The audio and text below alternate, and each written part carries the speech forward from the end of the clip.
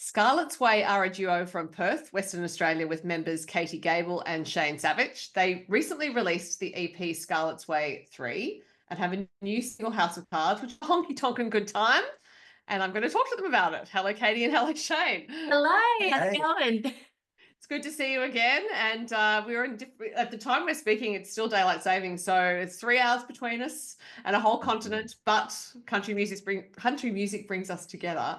Yeah, I feel like I'm right there in the room with you. There you go. Like, it's because I've got a microphone set up and everything. So I am going to take us back to the start of the year, because you had a big Tamworth Country Music Festival that included an appearance on the Toyota Park stage, which is pretty exciting.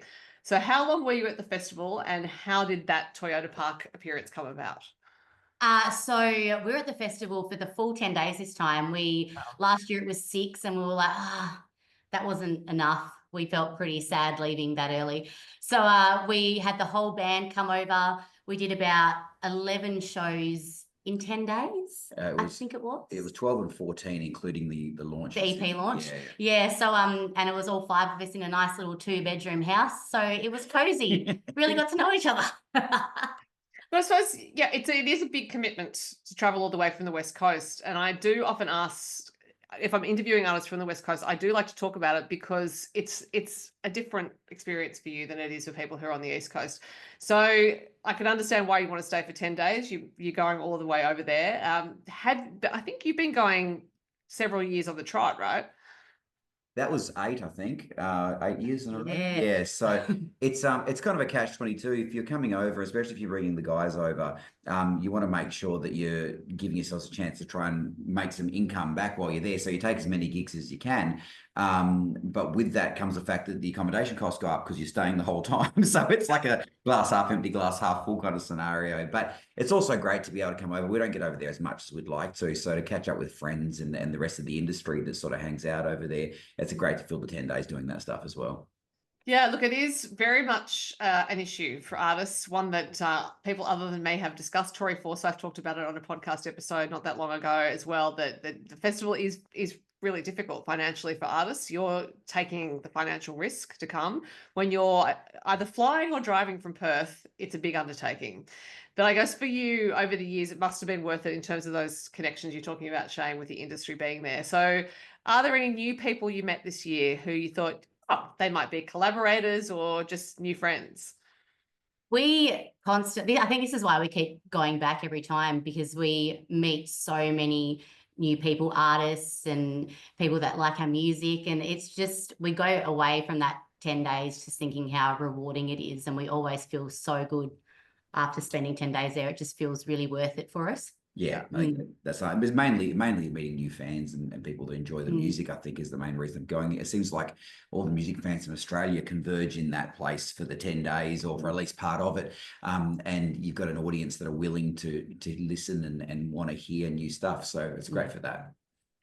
It wasn't your only trip to the East Coast or parts near the East Coast within the past few months, because you played at the Denny Ute Muster. How was that? It was really cool. I've really wanted to play that for the whole time we've been doing Scarlet's Way. I've like had my eye on it. I'm like, one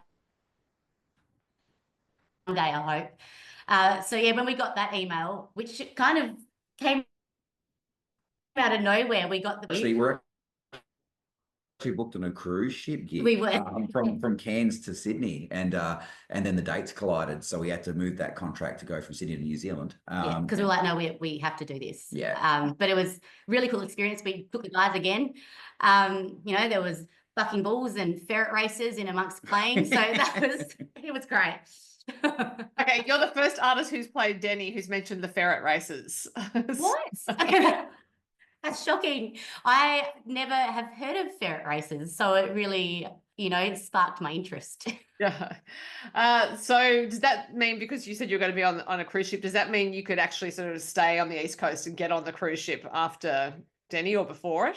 Yeah, that's pretty much how it went. We sort of flew into Melbourne, drove up for Denny, and then drove back to Melbourne, sent the band home. And then we flew up to Sydney and hung out there for a couple of days and jumped on the cruise ship and then paddled across the Tasman. Yeah. Yeah, what a contrast, really. Except I suppose it's all about people being trapped in one place for a few days. I don't know. Yeah. Yeah, it was great. We actually ended up we switched the contract to a New Zealand contract, so we ended up going down to New Zealand for the first time, and that was amazing. Like the sights were amazing as well as performing, so it was really cool. What's the performance schedule like for you on a ship? Because I've spoken to people before who perform on ships, like Cassidy Ray, who does a lot, and it seems like it's pretty intense and no days off necessarily, particularly on a short cruise. Our cruise is kind of different because it's a privately owned yacht, so it's called the World, and everyone that's on board owns their apartment on the ship. So you're kind of going to perform in someone's living room almost, and it's a lot of playing. I think, you know, it's like 4 sets a night basically, but they were nice enough to give us a day off in New Zealand to go exploring and stuff like that. So yeah, it's from what I'm told, that people who do those longer contracts on commercial cruise lines, it's a little bit different to that. But we got a day off. Well, actually it wasn't a full day off, but we went into Stewart Island, which is just a tiny island, bottom of New Zealand. And they were like, hey, can you play a gig at the pub there? So we ended up, us and the other musician on the boat, we all got off the boat and went and played a gig at this pub that was packed out. And then afterwards we were like, let's go searching for kiwi. Yeah. We couldn't find any, but then a cop car kind of drove up right next to us, and he was like, oh, what are you guys doing? And we're like, we're looking for kiwis, and we met him earlier at the gig, and he's like, oh, jump in then. And he took us a tour of the island. Yeah, took us around, arrested us and took us around the island. Thanks to our department for the tour. We appreciate it.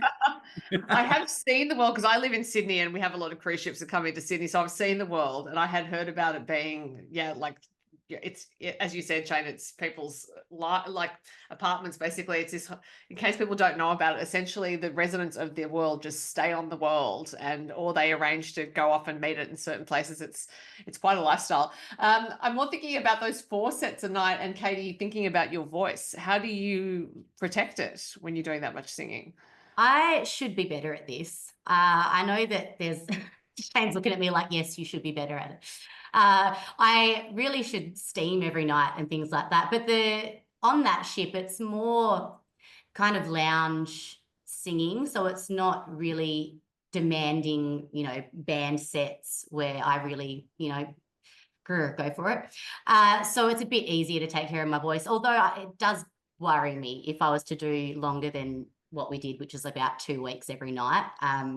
Yeah, there's one that we just got asked to be on, which was a 28-day, and I was like, that could be touch and go. We don't do a lot of cruise ships. That's the only one that we've been on now a couple of times, and your voice, touch wood, is really resilient as long as there's no cold or flu that accompanies that. Yeah. So I do my bit by not singing. I sing under duress occasionally, but I do loop things and play instrumental piano stuff and guitar stuff along the way to try and take up some space for you. Yeah, because you do have to. It is an instrument, as is, and Shayne, you also have an instrument. So it's just that this one's more fallible to colds and flu, and cruise ships in particular can be petri dishes. Let's face it. Exactly. Yeah, you always get off the cruise ship and go, oh, I guess I'm just going to get sick for the next 2 weeks. You're right off that next week. Yeah, right. Oh gosh. But actually, I did have a follow-up question to the Denny Ute Muster that I didn't ask earlier, have you ever played at a venue with utes before? Yes, we do a ton of rodeo type gigs over here in WA.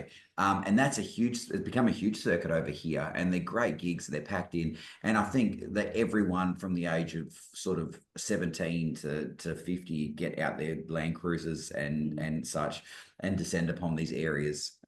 So yeah, I don't know if it's quite the spectacle that Denny Ute is, where there's a show and shine and a best in class and stuff like that. But there's definitely a fair share of utes that you can climb up on and play a song if you want at the end of the night. And again, I'm getting more intel than I've had from any other Denny artist. Show and shine, new term to me. I didn't know. I noted that. Me too, actually. When the ferrets finish racing, no. It's only reason I know about this is because a really good friend of ours that lives in Sydney, that we've played some gigs for, he has a collectible ute that he's spray painted as a tip of the hat to Lady Gaga, and it's got Lady Gaga sort of murals and stuff on it.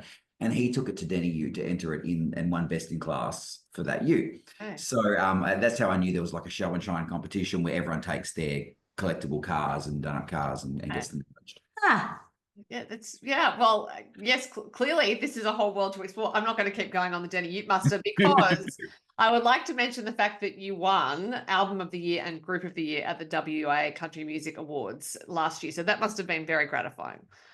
It was very cool, especially, I mean, the Album of the Year as well. We are big avid vinyl collectors. So having our album on a vinyl and having it out there in the world and people seem to like it was really cool. The whole album aesthetic, you know, I think that artists, when we write songs now, we kind of look at a song that we're finishing and going, oh, is this a single? Is this going to be okay on Spotify? Or is this going to be, you know, and, you know, the last single we released was kind of like that. We can't have another one so close to it. So with an album, you can do a cross section of 10 songs and being that we're very versatile listeners as well and like so much different stuff, to have 10 songs that people can put on and go through a journey of hopefully emotions of being relaxed or energized or whatever the track we're hoping to bring. I think albums work really well for that, where digital releases, you don't kind of get the same sort of flexibility. Yeah, it's interesting that you raised the point about it being okay on Spotify, because obviously this is a way of not just songwriting, I would imagine, but actually recording that you have to consider that you didn't even 5 years ago. That is something we never considered it when we started. Like our first EP was just melting pot. Yeah. So like we had like a Latin-y thing, we had a hard rock like Van Halen-y thing, and then like Southern rock, which is where we landed. But yeah, that didn't enter our minds, and it's sad that you have to think about it. And my favorite artists of all time, like the Beatles and Billy Joel and stuff like that, you know, they are eclectic artists and they write wherever the music takes them. And I've always been jealous of that to a certain extent, because now it seems like with the branding that you have to do of yourself, you kind of need to bear that in mind. And when you're only rolling them out as singles, you're judged pretty hard because that's all the people have heard. They've gone, well, this song, that must be what they are. So with an album, you kind of get, well, at least I can skip the track and see what else they got. Yeah, right. I've been listening to Billy Joel again lately, because I just thought it's been a while. I'm like, yeah, like he had a whole range of styles and a whole range of stories. And I think about a song like Scenes from an Italian Restaurant, you're like, don't know that anyone can get away with that anymore. Like that was just this epic, almost Bohemian Rhapsody-esque track. Yeah, there was songs that I've heard. I mean, this is a little while ago before I knew much about Billy Joel, but there was so many songs where I was like, is that him as well? Like it was so different. Yeah, you imagine the White Album by the Beatles, and you've got Blackbird and you've got Helter Skelter on the same album. You know, it's like stuff like that. You go, man, you know, I don't think artists can get away with that at this point. Yeah, I mean, I know that art has to reflect culture as well as influence culture. I think, yes, for musical artists at the moment, it must feel a bit like being in a washing machine in terms of trying to work out what you're doing. So therefore, for you, I mean, you are well-established artists. You've been playing together for a while. I'm wondering, you know, what motivates you now as artists, because you play a lot, you obviously encounter a lot of people, you have a variety of audiences. Is there something that the whole way through your careers together has really motivated you? I think that performing live, it really does. It makes you want to be creative as well. So we did that tour across Nullarbor in 2023, and we came back across and we wrote pretty much the most of this EP that's out now. And it was just, I think most artists would say that, you know, playing for people really makes you especially feel me, creative. who was a musician firstly and then a writer second. I think being a guitar player and playing in a band with people is just the most fun I ever have. So you know, regardless of the fact that it's our songs, which is awesome, and I'm very happy about it, getting all five of us on stage together, there's a certain energy that you get if you get along with your band and your friends that you can't, not that you can't, but it's hard to recapture at any other time. So you know, that sort of stuff's it's kind of addictive, really. Yeah, keeps us going for sure. Yeah, so when I read that you had written the EP, Driving Across the Nullarbor, I wondered if Shayne like had his guitar out the window on the passenger side, and Katey, you're driving and singing along. And like, who was keeping notes? What was what was the process? Well, as long as Waypole aren't listening. No.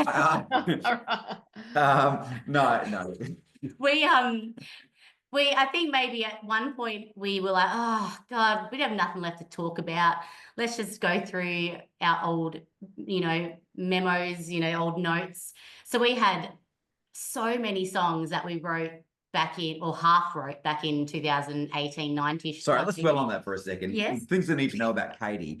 If the song doesn't come out in one sitting, there's a solid chance it's not coming out. Right.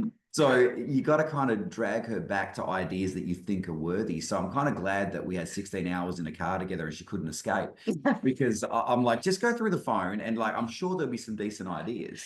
Yeah, but the actually on the pedal, which is on the EP, we started back when we went to Nashville, like 2018, 19-ish, and in my notes it was called Simple Life 2.0. So it was just a chorus idea, and Simple Life was, I think, maybe the second song we released, which was it was kind of about wanting more for our careers, and we really wanted to go for it. And then the chorus came from that Nashville trip, so we were doing what we wanted to do, and then the rest of it came from the tour across the Nullarbor. So it really is Simple Life 2.0. So Shayne, just on your point, what you were saying about Katey, then if the song doesn't come out straight away, it tends to not come out. And actually, Katey, this is a question for you. Is that more because you just feel like it's that creative force? It's like a rush that comes out. It's like if that energy sort of peters away if you don't just grab it at the time? I get to a point where, so I'll feel really creative and I'll be like, oh, this idea is really cool. And I just feel like I just hit a wall at some points. And then the more I work on it, the more frustrated I get about it. And I'm like, no. And then Shayne gets frustrated, and then it's just fun. It's so funny hearing this. I've never really asked that question, and thank you for doing it, because it kind of opens up a thing that I have, like years of teaching music and lecturing at university and stuff. I have this theory where I believe that singers are the most natural musician. Like what they hear, they can do, and it's almost magical in a way. But for that reason, they're not exactly disciplined practicing musicians. They are natural musicians, and that's we need people like that. But as an instrumentalist first, if I can't do something, I go and sit there for hours and practice and practice and practice. So the songwriting aspect of it kind of seems similar, where I'll get to that brick wall and go, oh, we need to work around this somehow. Maybe it's a theory fix, maybe it's a listening to different things fix. I don't know what it is, but we'll work it out. Whereas Katey's like, no, not happening, next song. All Shayne needs to know is that I will finish it 5 years later. Oh, okay, thanks. Okay. On the Nullarbor Plain. Exactly. Just take We're going for a drive. Yeah, take me out on tour and I'll finish it. Okay. But it's also interesting what you're talking about with the different instruments that are your dominant instruments. Okay, for you it's voice, Shayne, for you it's guitar. I'm wondering if you both like to push the boundaries of what's possible with your respective instruments when you're maybe more when you're performing than when you're writing, given that performance is your big thing. Yeah, I really love listening to players that you can hear are trying things. Improvisation's a huge aspect of the way I like to play. So you can get an idea of someone who's almost creating art in front of you. And by that, it's not perfect, and it's probably never going to be created the same way again, but there's something magic about that, which is a very different discipline to, say, playing a musical theatre show where you're given the music and you learn it and you go and you play it. And both require discipline in different areas. But I think that the most exciting performance of live music is knowing that you walk up there with a rough idea of how it's going to go, and what happens that night is what happens that night, and it's kind of fun. Yeah, for sure. Yeah. I interviewed Andy Gollage a while ago. I don't know if you know his music, but he said for him, live music always needs to have an element of danger. And I quite liked that idea. Yeah, I think it's what you're talking about, Shayne. It's like you go up with an idea of what's going to happen, but you don't know. That's right. Yeah. Yeah. And you hope that, you've been doing it long enough that, even if it land, I wouldn't have done that way again, but you're the only one that's thinking that, and the audience is caught up in the energy that you're producing by being on that limb. So, yeah. Well, one of the songs you're playing live is no doubt the latest single, which House of Cards, which is, as I said, a honky tonkin' good time, and starts kind of, we've got a change of sound through it. Was it always destined to be that style of song? I think so. Yeah. Yeah. Which is fun. Which is funny when you look at the meaning behind it. I heard a quote once that said, "The minute that you feel underappreciated or undervalued, it's time to leave." And we had a regular gig over here, actually, that we thought we were bringing quite a lot to the table and trying different things and had ideas. And it felt like there was nothing coming back from the venue. And when I raised a few issues with them, it was like I flicked that card on the bottom of the house of cards and it all just come crumbling down. Wow. And when you set out to write a song about a topic like that, the last thing you want to do is weigh anyone down while they're listening to it. So you had the idea of this style. Yeah, it's kind of like not so, it's not so much a negative thing, just because we were in something that we weren't happy in. So, and we got out of it, and that's good. So we wanted it to be more of like a cheeky kind of fun honky tonk thing, like something that you can dance away anything holding you back. Yeah, well, you absolutely can to this one. It's got a great upbeat feel to it. And I sometimes think when the subject matter could be interpreted as serious, it's that whole idea of like a spoonful of sugar helps the medicine go down. Sometimes when you deliver it in a certain package, actually it's like, okay, yeah, I understand that better than if you'd gone for a minor key, shall we say. Yeah. Yes. Yeah, definitely. Yeah. So you talked about being great vinyl enthusiasts, and in fact, there is a photo of you pinned to the top of your Instagram profile where you're both, I think, surrounded by probably your own vinyl and holding the vinyl of your EP Scarlet's Way 3, which is only available on CD and vinyl. So I'm wondering what was behind the decision to release it hard copy only, no streaming. We've kind of done that with the album as well that we released. It was more a fact that albums don't, so I'm told, albums don't pick up the traction that singles do in streaming platforms. And it's no secret, streaming has never been good to us. We've never had any luck with playlists, algorithmic playlists or anything like that. And that's probably a mix of a few things. Like we're only just starting to get the fact that certain distro companies pitch for things in Australia and certain ones don't. And it's kind of a convoluted sort of subject. But it was more a fact that we love the physical and tangible product of having a CD or a vinyl, and being able to sort of have all the songs together in a layout that we thought of and planned out. And then we thought, well, we'll roll the songs out one at a time onto the streaming platforms because that's how they expect to see them. We also love the vinyl art as well. Yeah, liner notes and stuff that you just don't get. Yeah, something rewarding about just holding it in your hands. Yeah, and I miss liner notes as well, and songwriting credits, which we don't get on streaming platforms. Yes, exactly. Producing and recording credits, as someone who grew up listening to music that had great session players in the background of it, like I used to love going through those things. So who recorded this? Who produced this? Who played on that? And discovering all that, which you kind of have to search for it now. It's not credited enough, I don't think. There's so many guys out there that do the one-man production thing really well in Australia, and the artist releases the song and you're like, I wonder who did that, because there's a solid chance that amazing singer didn't play the drum track. So yeah. Now, given you are vinyl enthusiasts and this, the color of your vinyl, I think, is blue, how did you choose which color to make it? We actually, so it was just going to be a black vinyl, but then we were like, no, you know what, the white would be really nice to mix in with the cover art. It'll look pretty. And the vinyl company said, hey, listen, the white could have some black spots in it. Oh. Maybe not. And that kind of like gave us a twitch in our eye. So then they were like, actually, but there's a blue splatter that you can do. And we thought that kind of looked like the water on the Great Australian Bight. Yeah. So the cover of our CD is us sitting on the Australian Bight when we drove across. And we thought that vinyl kind of looked like the sky. So we thought that kind of tied in really And nicely. the first EP was red. The vinyl, the album was black. So blue's just the next one. I don't know what we're going to do hot pink next. Yeah, maybe. Who knows? And if they told you that the white vinyl might have black spots in it, then they should have actually promoted it as Dalmatian vinyl and not. Yeah, and we would have been like, oh, that's cool. Disney album. Yeah, sell it to us. Yeah. What? Can we? Yes. So I mentioned at the top there, like the commitment you make as artists from the West Coast to come to the East Coast to do things. And so those are there are some challenges, logistical challenges in traveling. But are there some benefits, do you think, in being in Perth in the music scene you're in?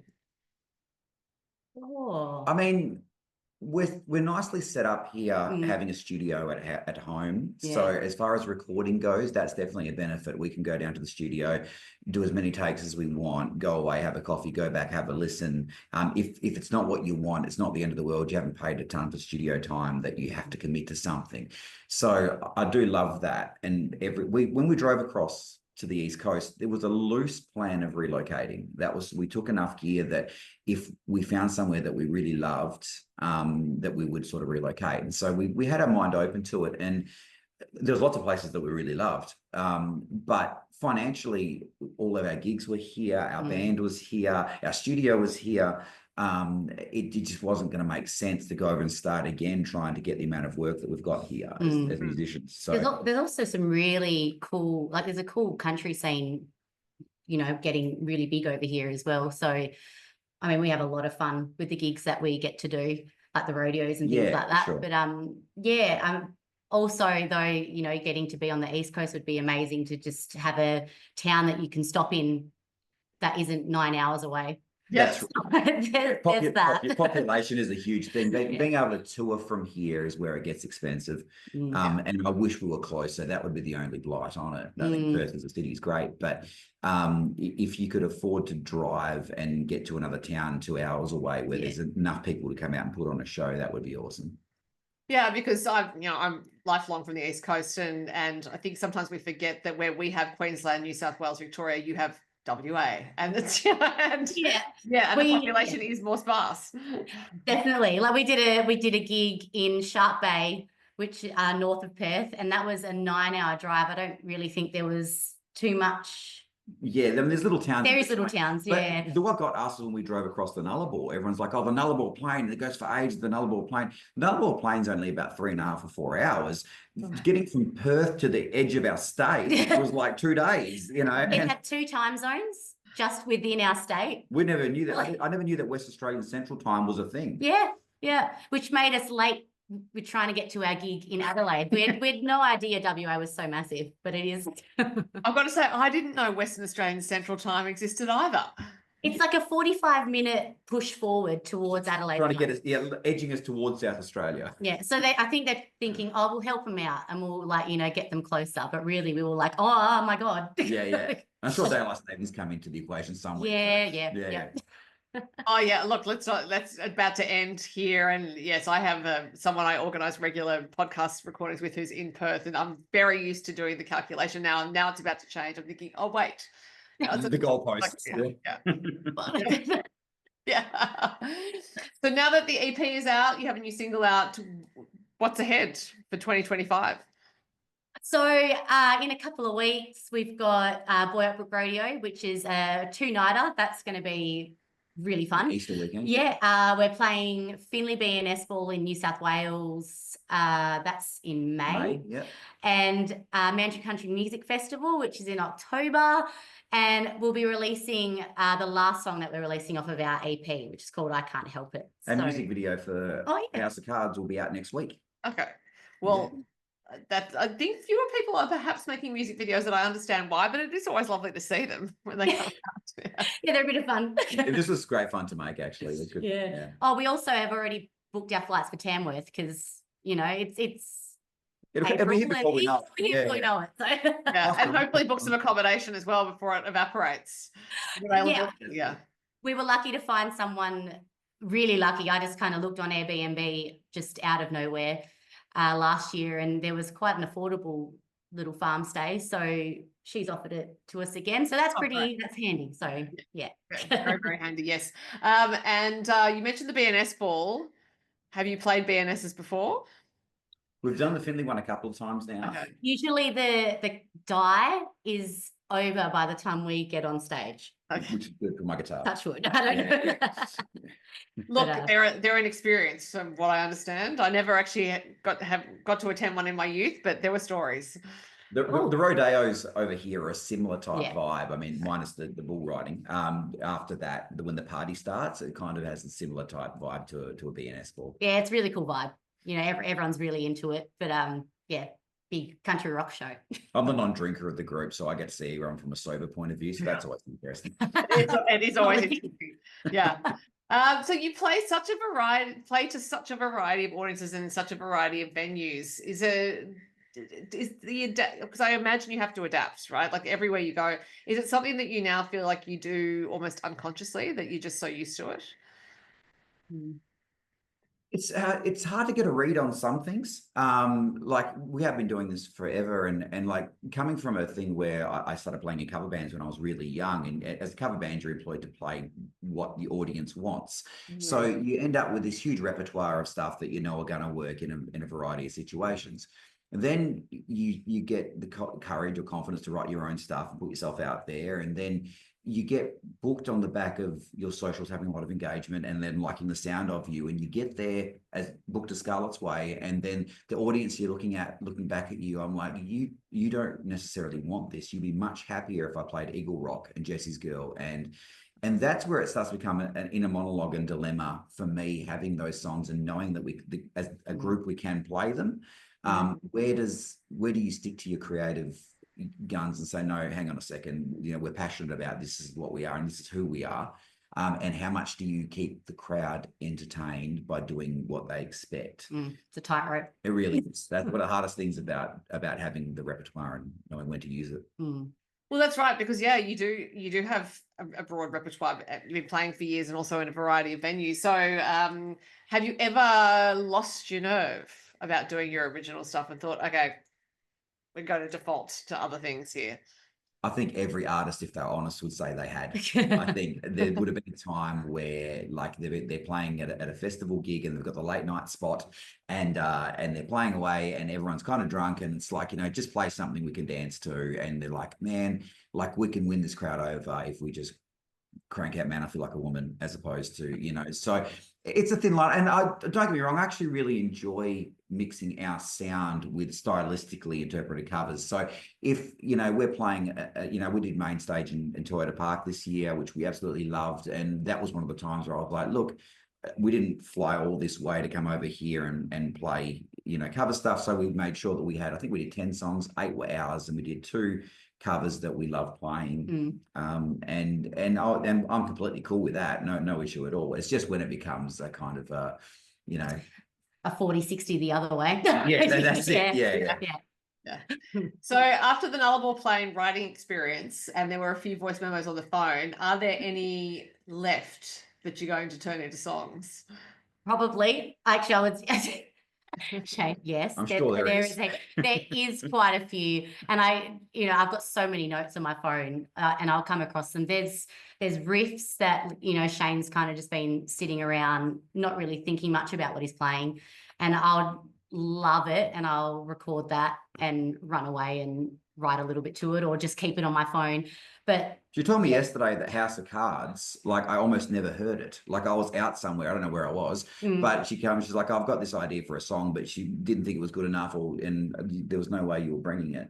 And then, I just kind of like was playing it to myself while he was out gallivanting. I don't know where you were, but we were just, you know, we were just out having a good time. And I wrote the verse, and then I had a little bit of an idea for a chorus, and then you came home and we sat down and you kind of went, oh, that's cool, let's like work it out, and then went from there. Cool. But yeah, I almost was like, oh, I don't know, I get a bit like shy when it comes to showing an idea. That's interesting, because, you know, it's worked in the past. Yeah, I know, it's weird. It must just be the mood I'm in on the day. Right. Now, Katey, I'm going to ask a question about your t-shirt, because I've just seen the full extent of it. I run on insulin and Diet Coke. And Diet Coke. Yeah, I'm a type 1 diabetic, so I That's have right. been.